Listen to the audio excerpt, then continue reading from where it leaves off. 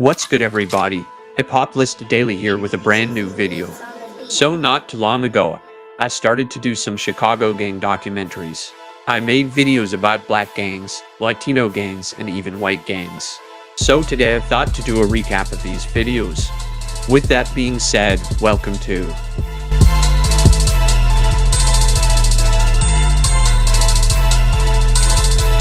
So we gonna start with the black gangs, since I made the first videos about them. 600 Black Disciples.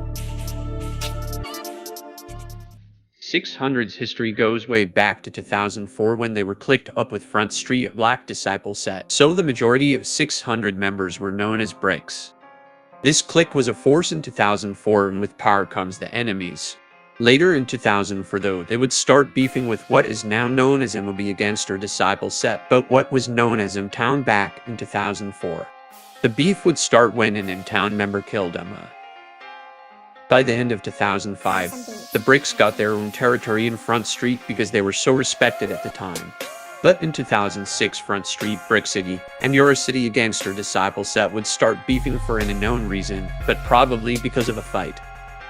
Nothing too serious would happen, but as time went on, the beef got worse.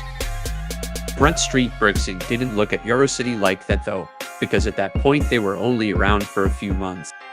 About a year later, M-Town broke up in early 2007 for an unknown reason. But the early members of M-Town came together to create MOB. A huge problem began for Front Street Brick City after Clean killed K-Killa on April 19, 2007. K-Killa was a leader or something, I guess. This caused the breakup between Front Street and Brick City. When Brick City broke up from Front Street, they still remained allies and helped each other whenever they needed help. Although they started as a Gangster Disciple set, they claimed GDK and were cool with several Black Disciple sets. But Brick City was now known as a chill set and didn't mess with anyone else as long as they didn't mess with them. But the score between them and MOB was tied, and members from the two sets would still fight. But they didn't see a point to continue the war, so in the middle of 2007, Brick City and MOB made a truce to not attack or kill anyone else as long as they didn't, and it worked out for a while. Although the war between Brick City and MOB stopped at this point, Brick City and Euro City were still beefing. On September 4, 2007, 14-year-old June Bug would be killed by an unknown person. MOB immediately thought it was Brick City, but due to the person being unknown, the truce remained. The Euro City beef still continued with Brick City, and fights would occur between them almost every day. So on September 14, 2007, D-Thang and Lil Boo decided to kill Dalvin. They were savages, and Euro City didn't get their get back for a while. By the end of 2007, Brick City became more popularized, and OG members of 600 like E-Day, C-Day, M-Thang, Baldy Tay, Lil Steve, S. Breezy, and Rondo No. 9 all joined Brick City and were all respected. By the year 2008, Brick City didn't have a lot of rappers, but they did have a lot of street savages, and they were known for putting in work. Fights were still happening with Brick City and Euro City in the same old shit. But one Euro City member severely injured a Brick City member. Or the D-Thang ended up killing Hottie, which was a respected member, later on September 21, 2008. In the middle of 2008, MOB wanted Brick City to stop beefing with Euro City since MOB and Euro were both allies. So they agreed on stopping the wars, and it cooled down for a good while, although they never made a truce. By the end of 2008, there were even more people trying to join Brick City, and they became even more popularized and known at this point. Many more famous people like Mikado, Catfuck12, Hookah, and D-Rose joined Brick City. D-Rose even switched from being a Black P-Stone. Many months go by and Brick City starts to get better liked by BDs and less liked by GDs. Also, their grown level was out of hand, and D-Thang and Lil Boo wanted to popularize the set even more, so somewhere in 2009, they made the decision to flip to a Black Disciple set, and they even changed their name to 600 in honor of it. They still went by the name Brick City, just not as much anymore. They would get cool with sets like TYMB, Quick City, Lemren, and more. But they would also start hating GD sets like STLEBT, Met Boys, Yara City, and more. By the end of 2009, respected street savage D Rose would gain them allies like Motown Folly Boys, GG, SODMG, and more, so he gained hella respect.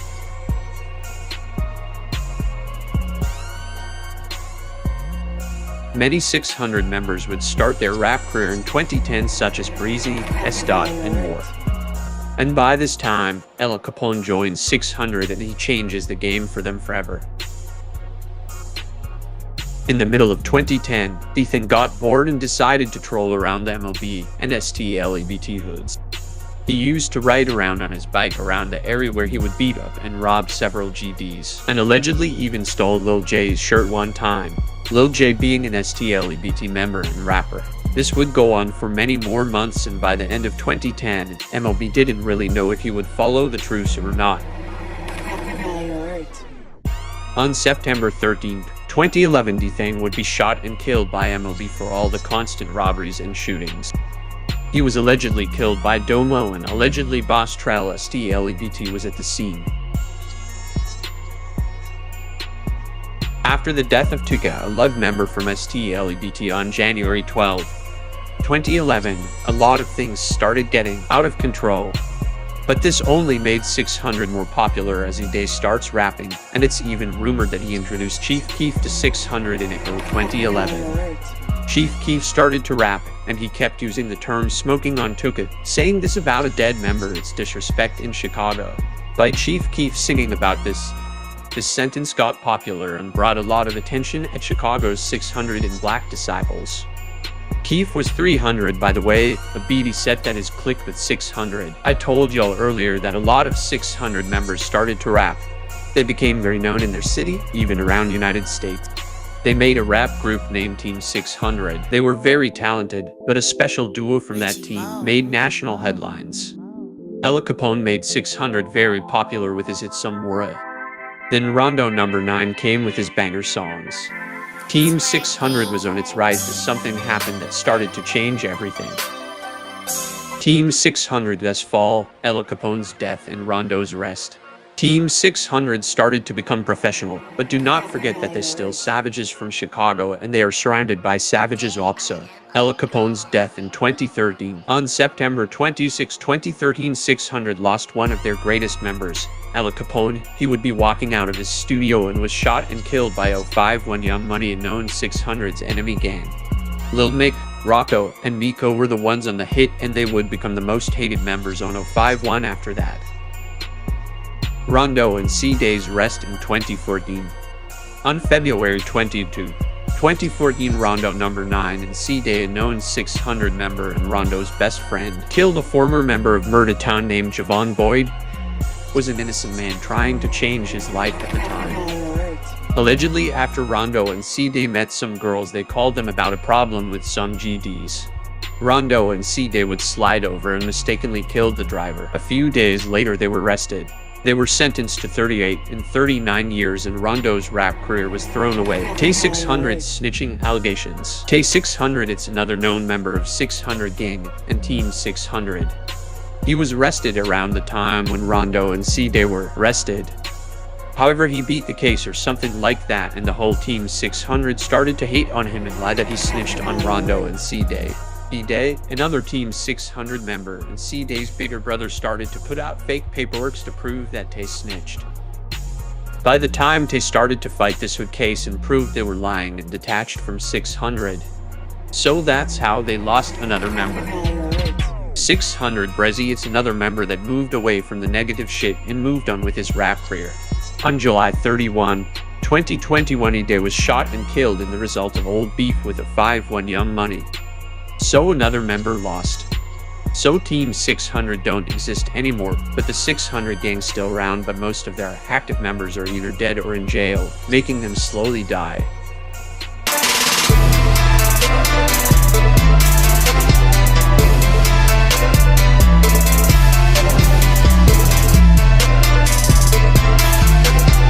So let's start with the beginning.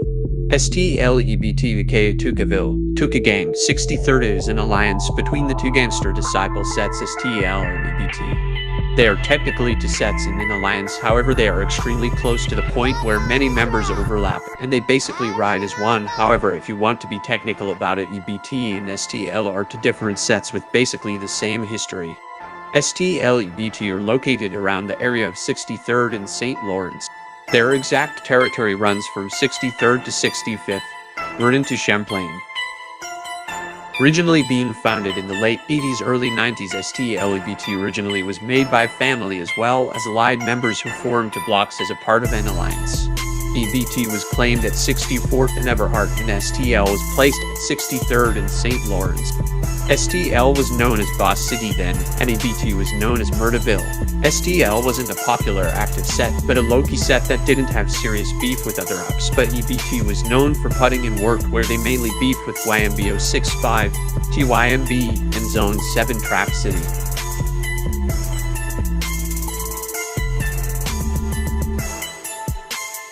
EBT versus TYMB. The war between EBT and YMB 065 would start around late 2007 when it was originally members fighting until YMB would start doing walk-up shootings and drive-by shootings on EBT territory where EBT members were being put in the hospital. EBT would get revenge in 2009 when they would kill TY, making it the first body in the war. YMB would then rename themselves TYMB to honor TY. STL would then start joining in the wars EBT had with members such as Tooka dissing TYMB members on Facebook. This would lead to Tooka being killed by TYMB in 2011, but we gotta talk about this later in the video. STL EBT versus O-Block. Older generations of STL and EBT already had murder beef with Wick City O-Block, but it would stop at some point in the newer generation. The new generation would start beefing in 2009 when Trey 5 started beefing with STL over a girl, but it would get serious when Tooka STL was killed by TYMB in January 2011. Wick City, which was close to TYMB, also started dissing Tooka, which caused STL to kill OD in August 2011, which Wick City changed to O-Block in OD's honor. This would cause EBT to join in the war with STL.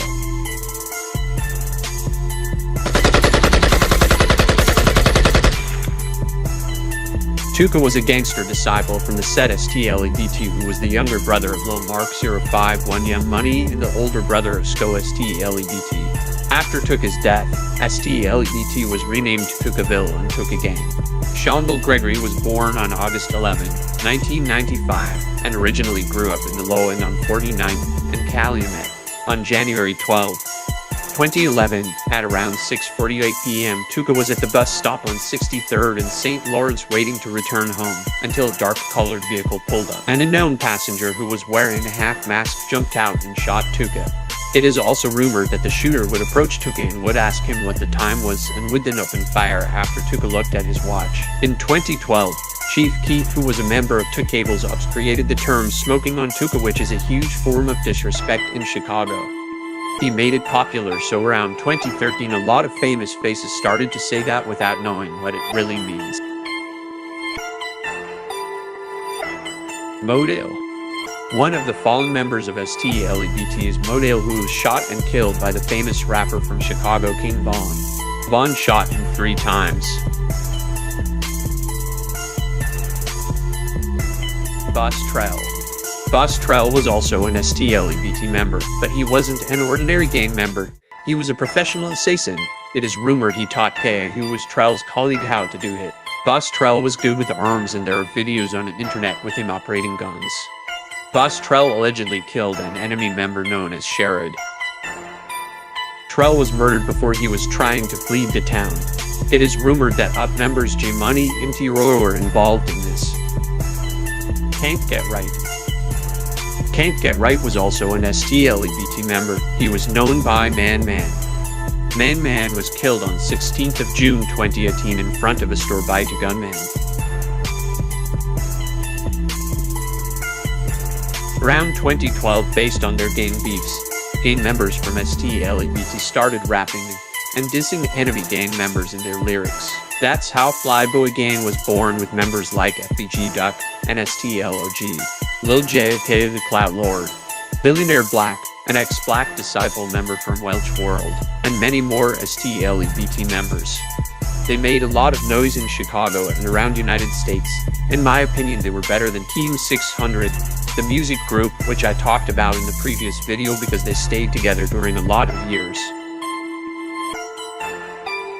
Like any other hood rappers, FBG members were starting to disappear one by one. Lil J was the first one. He was arrested in 2015, held on a $400,000 bond and charged with irresponsible firearm discharge. For the charge, he was sentenced to 12 years in prison in 2019. He got out in 2021, but unfortunately he was arrested this year for a gun. The next one was FBG Brick, which was shot and killed in 2017. Another member from FBG had the same fate as his brother, FBG Duck. FBG Duck was murdered in broad daylight in the Gold Coast area of Chicago on August 7, 2020. Duck was killed by 5 Block members known as C Murda, Kenny Mac, Los Money, C Fang, and Miwa. Another known member who was murdered is FBG Cash. He got shot and killed 2 years after FBG Duck. Cash was driving with a female when a car pulled up and a shooter got out and started blasting at FBG Cash. Cash tried to fight back, reaching for his gun, but he had no time. The assassins shot him with a rifle. He was pronounced dead at the hospital. Other members of FBG or STLEBT had left Chicago, like Billionaire Black and King Yella. STLEBT still around to this day in Chicago, but is known now as Marcus Wade. Young Money, we out here. Zico word of Saya. Ballin' like an athlete. Bitch, I can't help it. Young Money, we out here. Zico word of Saya. Ballin' like an athlete. Bitch, I can't help it. These hoes going crazy. So let's start with the beginning. 051 Young Money is a mixed set of Maniac Cobras and Black P Stones, with also a few Gangster Disciples and Black Disciples. Before naming themselves 051 Young Money, they were going by the name Hit Squad. Young Money's turf goes from 48th to 51st, Drexel to St. Lawrence. This gang followed the Chicago gang tradition by naming the set by the dead members. Young Money also goes by Zico World, Fats Gang, Streetsville, Mark Block, Low City, LCMG, Loose Screw, Lance Land. 051 Young Money is known to heavily beef with the Black Disciples, or more famous in the rap game, which is why famous Black Disciple rappers such as Lil Durk and King Von use the term "da way" in their songs, a term used to diss 051 Young Money. 051 Young Money is known as one of Chicago's most deadliest sets, being connected to high-profile murders such as Ella Capone from 600, Nusky from Face World, OTF Chino from THF 46, Babo also from THF 46, and also allegedly being connected to over 30 bodies in total. The first bodies of Young Money to drop are in 2008 in their wars with Drex Side and THF. Carlos Merrills, known by Los. Carlos Merrills aka Los was a 20-year-old Mickey Cobra originally from 4808 Hit Squad. On March 13, 2008, Los was celebrating his 20th birthday outside the Drexel Towers when a van driven by Franco pulls up and drops the people there who tried to sell weed, who were later kicked out by Los. Franco soon pulls up again and starts arguing with Los until Franco pulls out a gun and shoots Los multiple times. Los was later pronounced dead at Northwestern Memorial Hospital. After the death of Los, 4808 Hit Squad would start going by Los City to honor Los. Even ops from THF 46 and O Block honored Los. Isaiah Walker aka Zico. Isaiah Walker aka Zico was a gangster disciple from Young Money. On September 27, 2008, while outside the McDonald's parking lot on 47th Cottage Grove, Zico would start arguing with Aki and other T46 members until Aki pulled out a weapon and shot him. Zico was pronounced dead the next day on September 28. Aki was arrested in 2009 by Indianapolis police and was taken back to Chicago, where he was sentenced to 27 years in 2010. After Zico's death, Young Money would adopt the nickname Zico World to honor him. This would also start the infamous 051 Young Money vs THF 46 war. In 2011, 051 Young Money would start becoming more active, where at the time, they were only cool with Suu TTB, Net Boys 800, the Ave, Lawless 035, and Euro City. They beefed with the low NBDs, which were THF 46, Welch World, Goodaville, Blackgate, Fifth Ward, and a few Weed City members such as Chief Keef. Since Chief Keef went to Diet High School on 51st, with huge fights occurring between Chief Keef and 051 Young Money. At the time, 051 Young Money's top members were Montana Rose, Rockhead, and Lil Mark. Murder of Quint. On April 8, 2011, at 4:57 p.m., 051 Young Money would catch their first known body on THF 46 when Quint, Bezu, and Rome were all shot and hit by a car passing by on 46 Cottage Grove Ave. Quint was pronounced dead at 5:45 p.m., where Rome suffered a broken leg, with Bezu temporarily being put on crutches. The alleged shooter was Rose, meaning he did this just 2 weeks after being released from prison for robbery. On October 7, 2011, at 5:57 p.m., Lil Mark would drop Zico World, 051 Young Money's first music video. The music video featured 051 Young Money members such as Arrow, Fathead, Tristo, and more. The music video was recorded right outside the 51st Cottage Grove Ave Plaza. On the same day at 11:30 p.m., Lil Mark was arrested for bringing a gun to a high school football game, where he stated he needed it for protection since he was shot the previous day.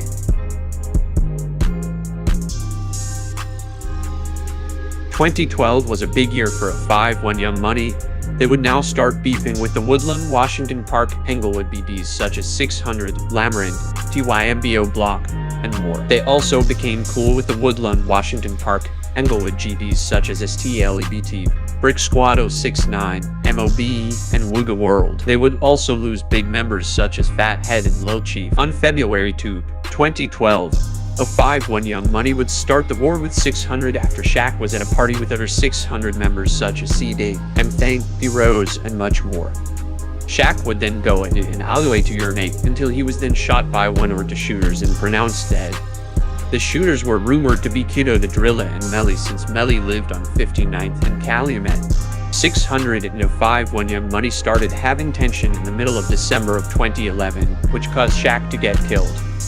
Tension between these two gangs got worse and a lot of members were victims of this deadly war. But I got more info for you in another video about this infamous street gang. Stay tuned for the part 2 of their story. Nah, wait, ayy, a lot of free smoke, they couldn't handle the bar. Fuck the funeral line, get the catalyst shot up. Ain't got no respect, bitch, I came from the bottom. It had to be done, cause I did it for commas. No fuck to be given, I did it your honor. This shit was for streets, for head of Lamar. Niggas thought it was chicken, I handled the block. Keep my foot on it. So 051 started beefing with different Chicago gangs such as 600 Black Disciples and THF 46. They are taking shots at each other, and a lot of members are losing their lives. Members like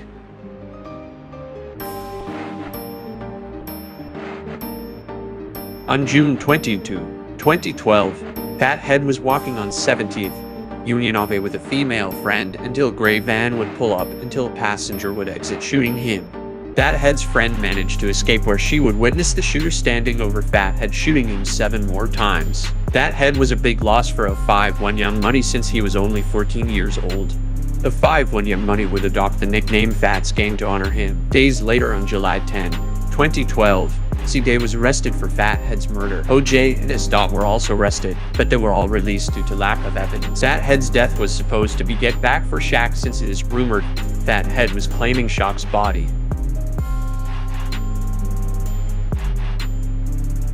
On June 30, 2012, at around 10:15 p.m., Black was spotted by rival gang members on 45th and Cottage Grove Ave, where a gunman got out of his car and shot Black 10 times in the head with an AK-47, where Black was pronounced dead on the scene. His alleged killers were Rockhead and Lil Mick. On November 1, 2012, at 9:40 a.m., Trix was shot in his car parked in an alley on 57th and Calumet, where he was pronounced dead at 10:30 a.m. Hours before being shot, he was tweeting about getting McDonald's at 3 a.m. Trix's alleged killer was Kiddo the Drilla, where Trix even retweeted a tweet dissing Kiddo the Drilla just 48 hours before getting shot by him.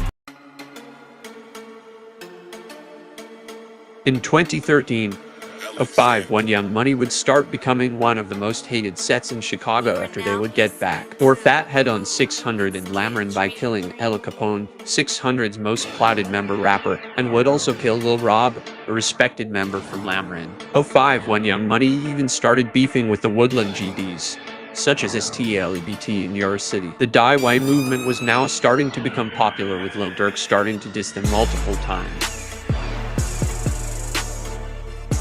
On March 31, 2013, after Kiddo the Driller wrote a letter from jail saying "fuck Tuke," a dead 15-year-old member from STLEDTK would respond by tweeting "fuck Fats dissing Fat Head." This would cause huge tension between the two sets, with 800 joining 051 Young Money's side and Yara City joining STLEDT's side.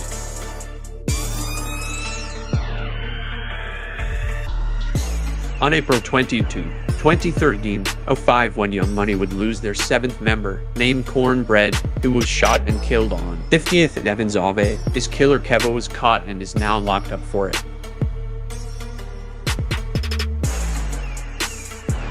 On June 13, 2013, at around 2:30 a.m., Lil Rob was standing on 64th and Normal Ave when a light-colored sedan car pulls up, opening fire on him, hitting his stomach, killing him. 051 Young Money would heavily claim Lil Rob's body, where they would say it was Get Back for Fat Head, but CMB, a gangster disciple set in Inglewood, also claimed Lil Rob's body.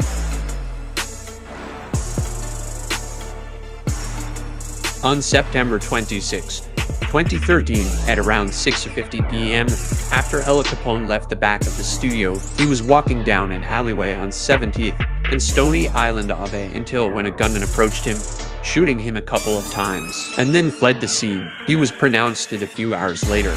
Ella Capone was a big loss for 600 and OTF, since he was the biggest rapper from their hood, and many fans believe he could have been a big rapper by now. The next night, on September 27, 2013, 600 in Front Street threw up a party to honor Ella Capone until the party was shot up by 051 Young Money members, where Rondo Number 9 was shot in the back and Kokilla was also shot. They both would survive. In August 2014, news came out that Lil Mick, Rockhead, and Miko were all arrested and charged for Ella Capone's murder after Rockhead snitched on all of them after being caught with a gun.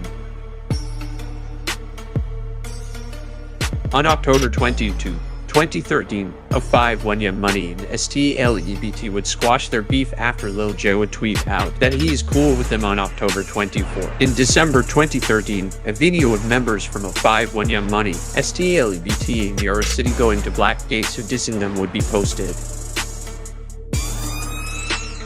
In 2014, 051 Young Money's beef with OTF would start heating up even more after one of 051 Young Money's top members, Lil Mark, was shot and killed at a bus stop in March 2014 by THF 46 and 600 members after Lil Mark dropped a diss track to OTF titled No Competition. His alleged killers from THF 46 and 600 would return to the crime scene to record a video mocking him. On May 31, 2014, at 3:20 p.m., while Lil Durk was in a store on E7th and Cottage Grove, OTF Nusky was sitting in an SUV in a parking lot on his phone until either one or two shooters who were originally looking for Lil Durk walked up and started shooting at OTF Nusky, where Nusky then crashed the SUV into a store and then died on the scene. Nusky's alleged killers were Melly and Rockhead. On November 21, 2014, a known rapper from 051 Young Money named Boom was accidentally killed after his friend Paris was playing with a gun but accidentally shot Boom. Paris was charged with manslaughter and was sentenced to 5 years. 2015 was the year when 051 Young Money was the most deadliest. They would get back for Lil Mark on THF 46 and 600 by killing a PF Chino on March 27, 2015, exactly almost a year after Lil Mark's death. However, they still lost members such as Frump and Wonk, with Melly, Rose, Ario, and Errol getting shot this year but surviving.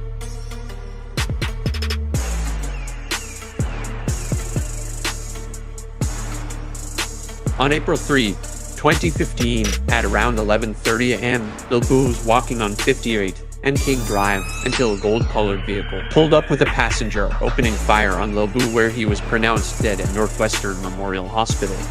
Lil Boo was a big loss for 600 since he was one of the leaders of 600, which made multiple ups diss him, where a picture of his dead body was leaked, and Lil Boo was even labeled Tire Head since his head fell on the tire of a car after being shot. After Lil Boo's murder, police would track down the vehicle used in the murder, where they found the car sitting in a parking lot on 51st Street, with Ario sitting in the driver's seat, where Ario was arrested the same day at 5:25 p.m. He was later released after charges were dropped. In 2016, 051 Young Money would heavily start getting into it with Motown, a known alliance of Black P Stone sets such as Folly Boys, GG, KTC, and much more. On November 26, 2016, 051 Young Money was throwing up a party in 8800s Exchange Ave until around 12:15 a.m. Gunmen broke in and started shooting. Bankroll Q was shot in the chest and was pronounced dead on the scene, with other members getting shot such as KD getting shot in the balls, Montana getting shot in the hand, and a 25-year-old woman left with a graze wound to the head. On March 6, 2017, at 11:00 p.m. Babo, one of THF46's biggest members, was released from Cook County after beating a murder charge, where he was locked up since May 2015. After Babo was picked up by a friend outside Cook County on 26th and California Ave, they drove down on 31st in California until white SUV pulled up and the shooters started shooting up Babo's car. Babo's car then tried to flee, but the white SUV started chasing it while shooting it up, with both cars traveling at high speed. Babo was then hit in the chest and back, where Babo would then exit the vehicle and tried to run away, but then collapsed at the intersection of I-55, California Ave. The three suspects, Rose, Mushi, and KB, were all charged for years later in 2021.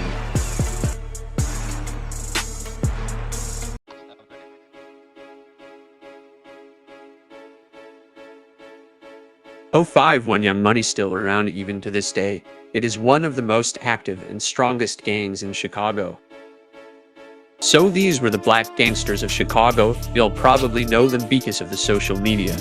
But there is more than that. We are now around West Village, a predominantly Latino neighborhood where the gang scene is the same as in Black neighborhoods. Here we meet gangs like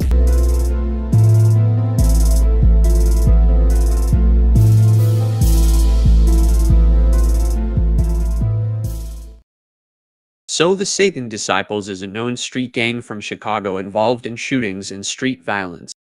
You're probably wondering how everything begun. They started on the east side of Douglas Park, which was not a major African American neighborhood at that time. The vast majority of North Lawndale was African American by 1959, but the last of the white element was east of the park. The tough guys from the block don't know how to name their set, so a priest from their community used to call the group Devil's Disciples, so they came with the idea of Satan Disciples. In the year 1960, the Satan Disciples opened up one of their most legendary chapters at 18th and California in the North Lawndale neighborhood, along with 14th and Washington and North Lawndale. The Satan Disciples also landed in the near West Side community at Taylor and Racine the same year. In the same year, Satan Disciples also opened in the heart of Italy, the West Pilsen area at 18th and Oakley, which became another legendary section and was home to legendary members like Big Satch.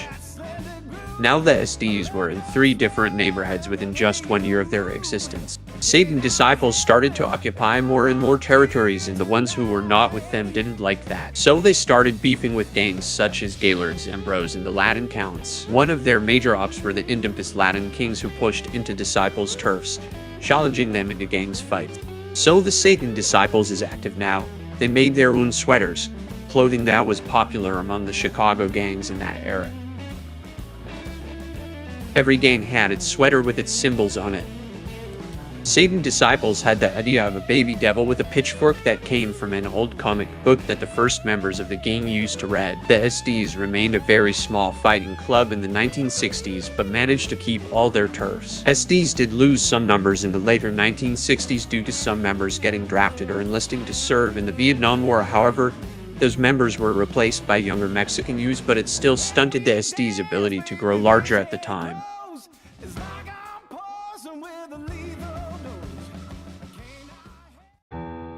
In the year 1966, the Satan Disciples may have had slower growth for a short time on 18th due to the war, but now new territory was opened at 24th and Washington when Big Aggie and Little Aggie arrived in this Marshall Square neighborhood.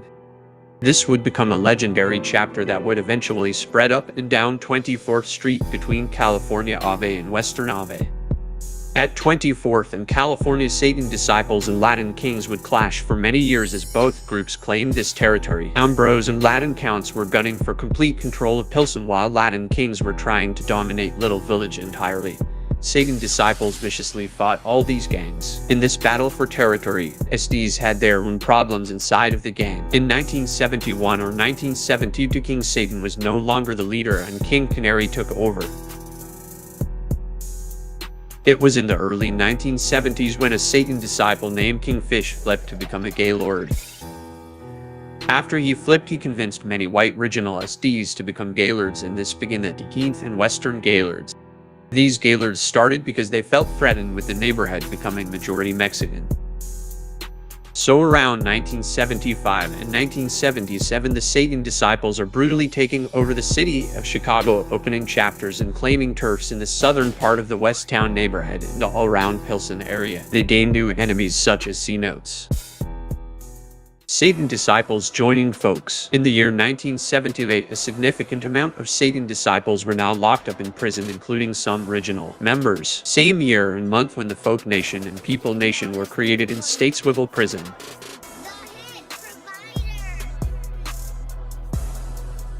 The purpose of these alliances was to organize the gang wars in prison and perhaps the street. Hoover and David Barksdale, the founders and leaders of Black Gangster Disciples, had found and allied white and Latino gangs throughout the 1970s to aid them in their wars with the Vice Lords. Satan disciples first encountered David Barksdale's Black Disciples back, and friendship was established, especially since Vice Lords were trying to conquer everything on the west side of Douglas Park in North Lawndale. A pre-existing relationship between BGDs and BDs made for a smooth transition into the Folk Nation Alliance. The SDs then eruptively unified with the T6 and Ambrose, who also joined the Folk Nation, which brought these gangs together not only in the joint but on the streets as well.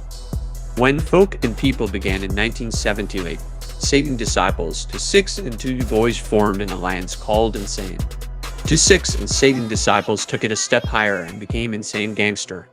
This alliance squashed most of the conflict between SDs and T6 and allowed them to do business together and with the Black Gangster Disciples. So by the year 1980, with their new allies, Satan disciples become bigger and bigger, gaining new allies and new enemies. In 1980 or 1981, King Canary was no longer the leader of the SDs, and King Aggie stepped into that role. Under King Aggie, the Satan disciples opened up new territory throughout the 1980s and into the 1990s in other parts of the city. Many of Pilsen gangs have tried to conquer turf west of Ashland. They are often met with bullets and beatings, which would then cause them to determine their conquest just was not worth the cost. So the Satan disciples made their presence strong. Old enemies who are now allies turned to enemies again. On the day of November 7, 1986, relations between Satan disciples and T6 would reach a historic disruption. On this day, Ambrose gang members became infuriated with the Sixes from 28th Street over a girl and proceeded to drive to their neighborhood and shoot at them in the K-Town area of Little Village. T6 got revenge by crashing a party in the Market Park community at 63rd and Washtore,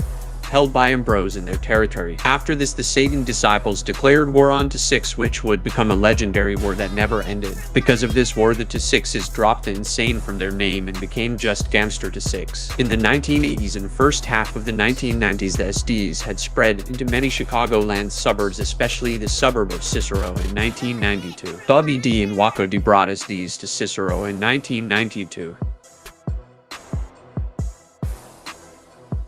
I look at Pilsen as the heart of the SDs, definitely. So around the 92, Satan disciples are getting deeper into the Insane Alliance as they invited the Insane Majestics and the City Knights in 1992. Later in the 95, King Aggie was released from prison, but he soon found he was not embraced by all of the SDs. Many SDs told King Aggie that he should not be the leader and that they wanted Danny Valencia aka Gizmo to run the Satan disciples as the new king. So in November of 1995, Gizmo was shot and killed.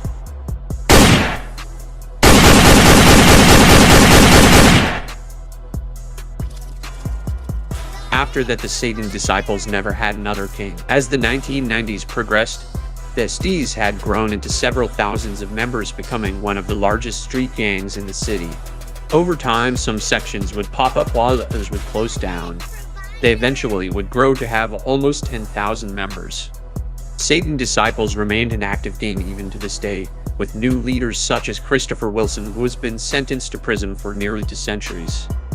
Convicted of aggravated robbery, arson, and racketeering among other crimes, prosecutors had to provide proof of the habitual criminal counts, and the judge found that they did just that.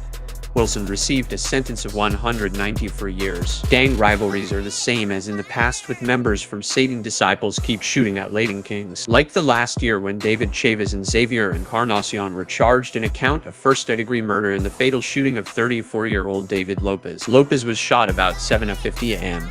Sunday in an alley in the 2800 block of West 23rd Street.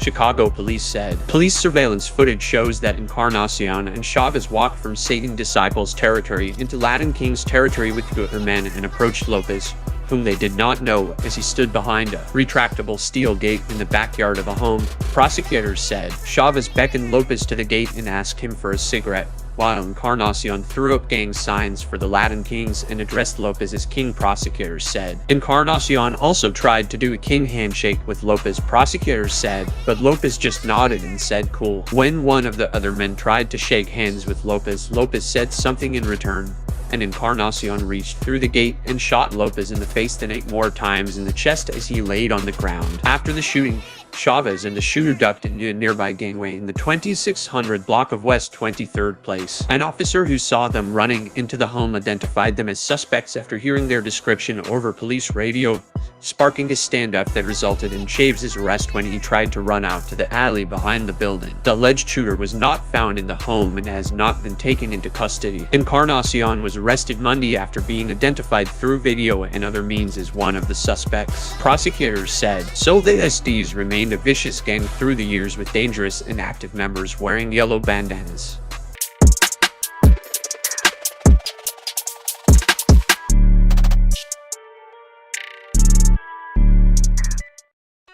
The story of T6 goes back to 1968 when a group of boys started a baseball team called the Five Stair Step. These boys went to McCormick Elementary, and at the time the boys were 11-12 years old. In the year 1970, the boys numbered about 20 members and still played softball at McCormick and were now 13-14 years of age. At the time, Ridgeway Lords and Latin Kings were growing larger in size and began more aggressive recruitment. This led to the boys having conflict with both groups as both gangs were allies. Around Thanksgiving time of 1970, Crazy Dave and 2 others came up with a T6 name for themselves, and the organization was born in that year of 1970. The T6s were not like other gangs in the area because they did not wear colors, have symbols, and they didn't spray paint symbols or represent heavily.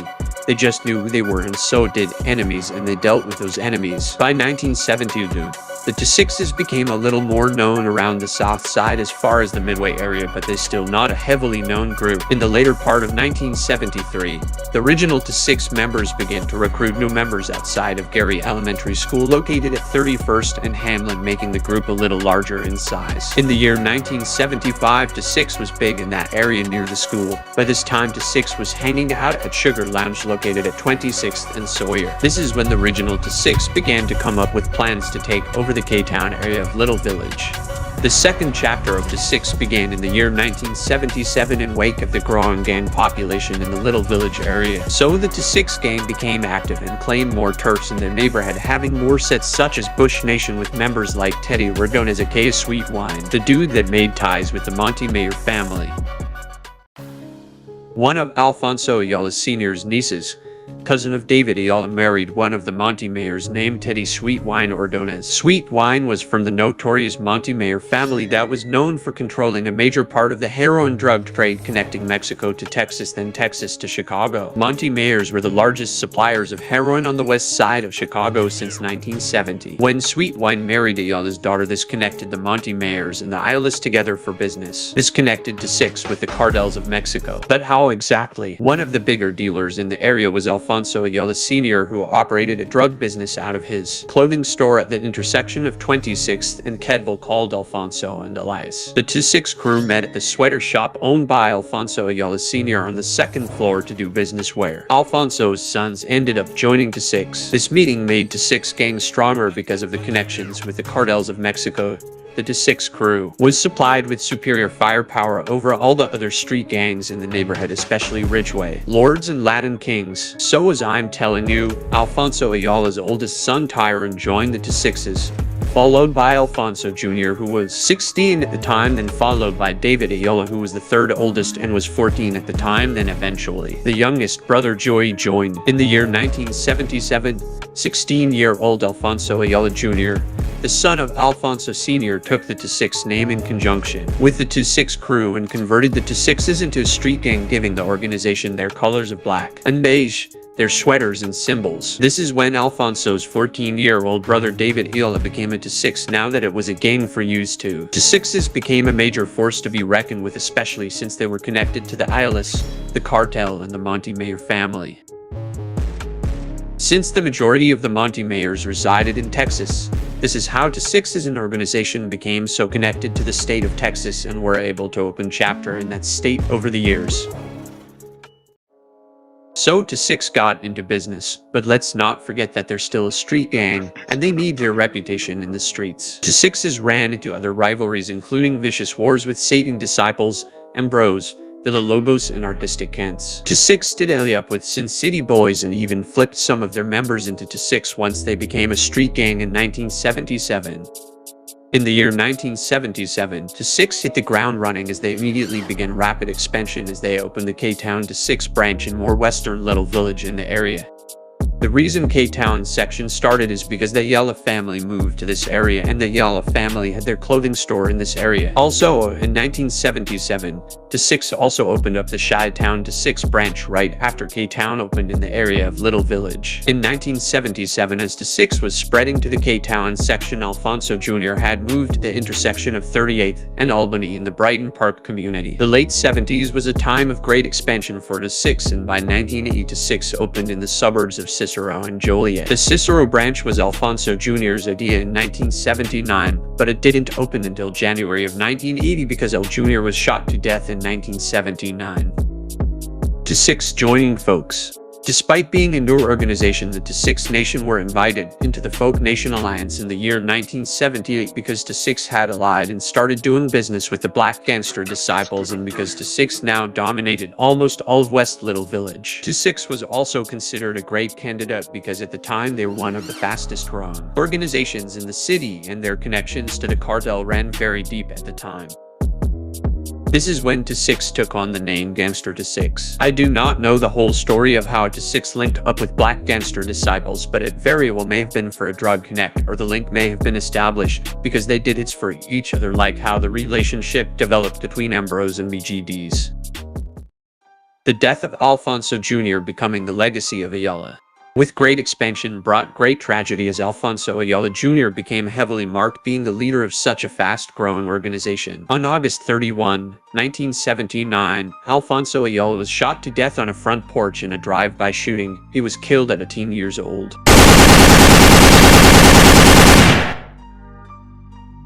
After Ayala was killed, his 16-year-old younger brother David Ayala took over leadership of the organization, and this really began the legacy of Ayala. Rivals can attest that David Ayala is what they described as a badass that earned his reputation for being a hell of a street warrior. Another tragedy for the Ayalas. On Super Bowl Sunday, on January 25, 1980, one more tragedy came for the Ayala family. Alfonso Ayala Sr. decided to watch the Super Bowl at Bonnie's Tavern, located at 2701 Karlov Ave, which is at the intersection of 27th and Karlov. That afternoon, two black males were spotted standing around on that corner after they pulled up in their car.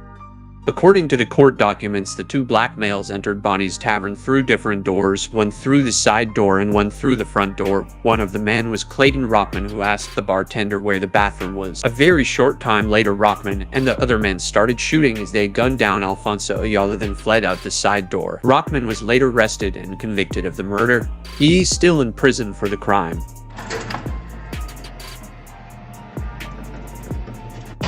Rumor has it that Alfonso Ayala Sr. was killed by an organized hit-by-crook Chicago police officer named Charles Wilson. It was said that Ayala owed Wilson money, and when he didn't pay, Wilson had him killed. As the tragedies occurred, David Ayala becomes successful. David Ayala was able to purchase his very own home in the suburb of Westchester, Illinois, so he could be near his mother. It was indeed shocking that a young 18-year-old gang leader had the money to buy his own $160,000 home with a swimming pool and Buick Electra with personalized plates that read El Heath. But drug sales helped make that happen, along with, I could imagine, money his father may have left him. Under David, not only did T6 gun down several Latin kings, but also T6 was bringing in more money than ever. Conviction of David Ayala.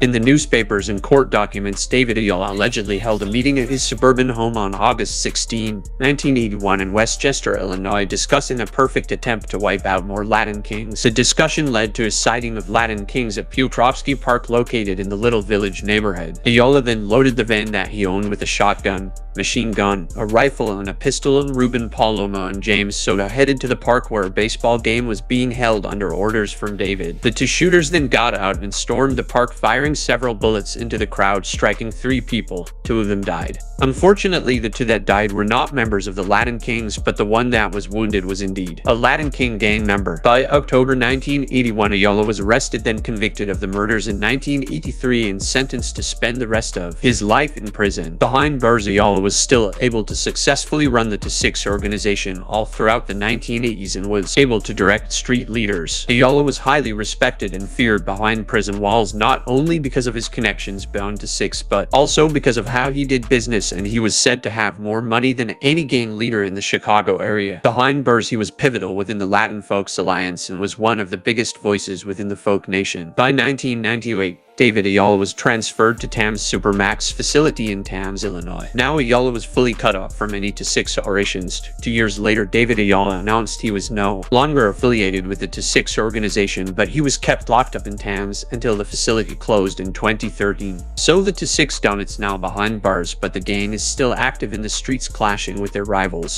So we covered the Latino gangs, we covered the black gangs. Now let's see what the greasers are about. Since California has dudes who shave their hair off, Chicago has dudes who grease their hair. Now we gonna see the story of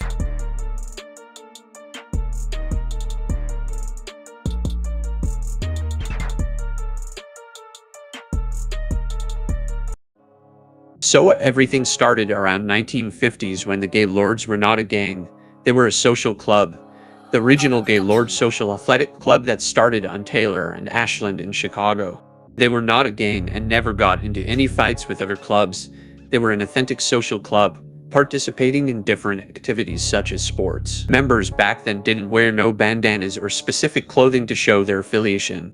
Members had membership cards. The Gaylords were originally a softball club in the late 1940s called the Junior Postals, that eventually converted into a street gang prior to 1954, but we gonna see that later in the video. The Gaylords adopted their name at a time period in which homosexuality had nothing to do with the word gay. It was a trendy and widely used word of the time that described a proud, happy mood.